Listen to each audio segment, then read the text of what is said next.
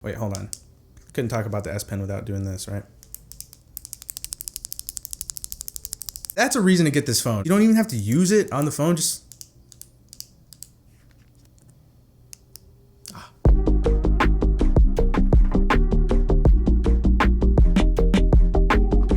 Ooh, man, I really got to get used to this whole sitting in front of the camera thing. If you have no idea what I'm talking about, basically, I'm bringing my face back to YouTube, as you can see, whether you like it or not. Anyway, we're talking about the Galaxy Note 9 in this video.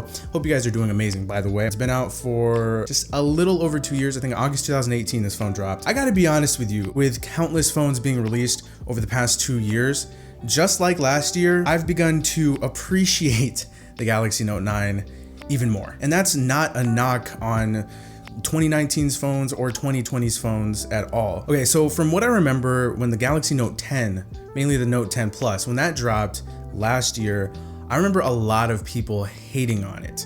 I wasn't one of those people, but I do remember a lot of people hating on that phone and then loving the Note 9 more because of that. A lot of people came out and said that the Note 9 was the last great Note. Honestly, this phone had little to no compromises at all, because really, when you think about it, it's not all about the specs. Again, all of these new phones are just going crazy with the specs, and when you bring it back down to earth for a little bit, real world use goes far beyond what the spec sheet says. When it came time for me to toss my SIM card back in here and start using it again, I just stared at it for a little bit. I'm like, this is still a really attractive phone. The design is still beautiful. It's got a gorgeous high resolution curved display. There are no display interruptions, no notch, no camera cutout, none of that. Of course, the bezels are still a little thicker, but it's still a really good look, in my eyes anyway. It also came with these chamfered edges, which was a pretty minimal change from the Note 8 at the time, but for me, it was very welcomed, and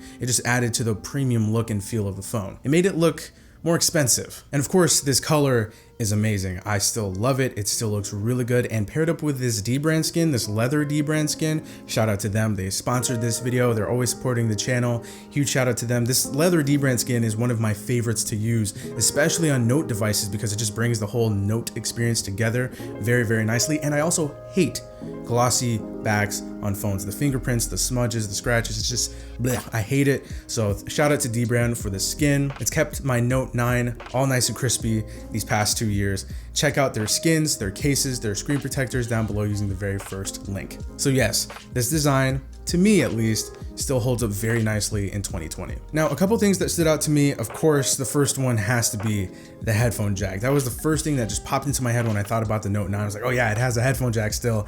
And that's part of the reason why this phone was so great, is because it didn't have to take away like a lot of other phones started to do at the time. Another thing was the power button placement. This is a big phone, of course. It's got a 6.4-inch display. It is a large phone, and the power button is actually a little lower than it is on some other phones. So like the Galaxy S10 Plus, which came out months after this one, had a very just not so great, that's not so great grammar. This became more and more apparent, especially with the Galaxy S10 Plus, which had a power button that was kind of way up there on the right side of the phone. This one had a very comfortable spot, and the way I hold my phone, kind of like this, it's just right there. It's really comfortable. Speaking of buttons, you know, the Bixby one. Yeah, well, I know I can speak for a lot of us Note users.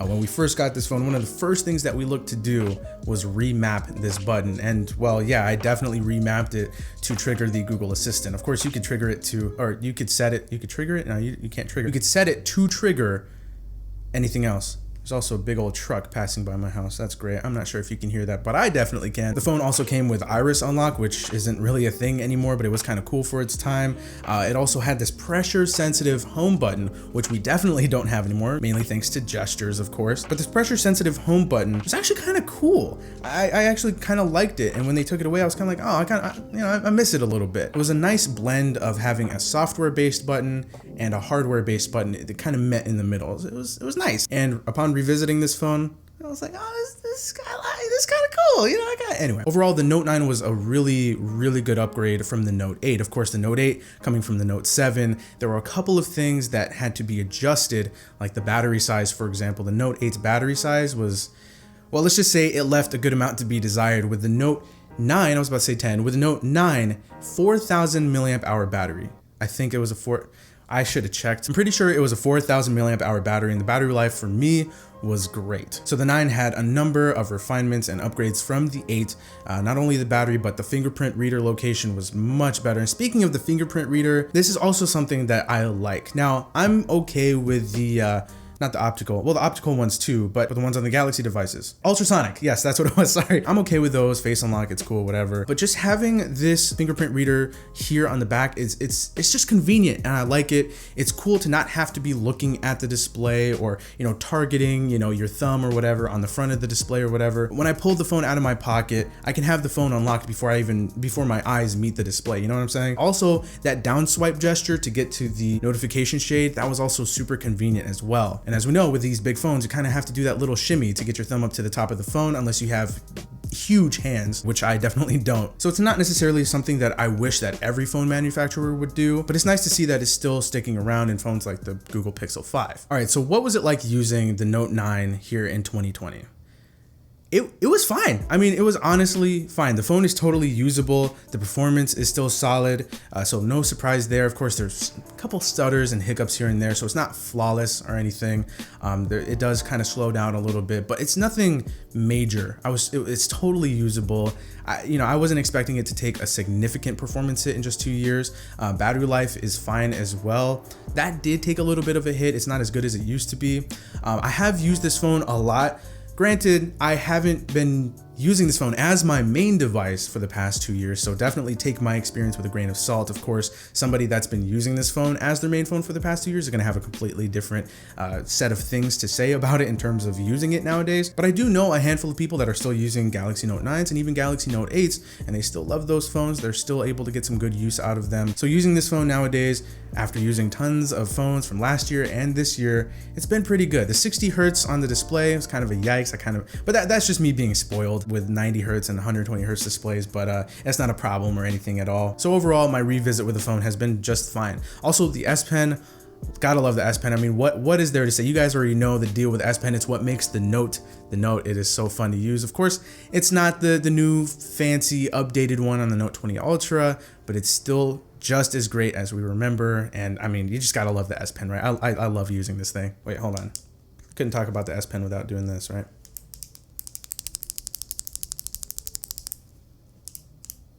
That's a reason to get this phone, honestly, is just to be able to do this. You don't even have to use it on the phone, just, come on, love that. Come on. Getting to the cameras, not a whole lot to say about the cameras. They're okay. They still hold up well today. Honestly, I think we tend to look at new cameras and just get so amazed by them that we look at older cameras and say, they're kind of, but honestly, these cameras, again, they hold up fine. They're solid. Here are some shots right here, some test shots that I took recently. They're not the greatest, but they're not bad at all. They'll definitely be serviceable for most people. They'll definitely be fine for social media. I can't really complain about them. You know, all things considered, Samsung's image processing is not a favorite for a lot of people, but they'll clearly get the job done. Now, one of the things that did really disappoint me was that this phone just won't get Android 11 with the newest version of One UI. As of right now, this phone is running Android 10 with One UI 2.1. As promised, we got 2 major software updates. At least I think we did. That sounds about right. I may be wrong. So I guess you could say it ran its course as it was supposed to. I'm also running the latest security patch right now, which is nice. But other than that, it's not going to get Android 11. Like I said, it's not going to get the latest and greatest as far as One UI, which is pretty unfortunate. Of course, the newer Samsung devices get 3 years of updates. So it's pretty unfortunate that this one got its support dropped by Samsung. But with One UI 2.1, it did kind of breathe a little bit of new life into the Note 9 with some nice updates, including a large handful of camera updates. You got the single take feature from the S20. Pro Video made its return. I'm not really sure why they took that away, but it's back. There's music share, there's quick share, just a handful of refinements, bug fixes, and some nice updates. Nothing too crazy, but again, it did kind of breathe new life into the phone.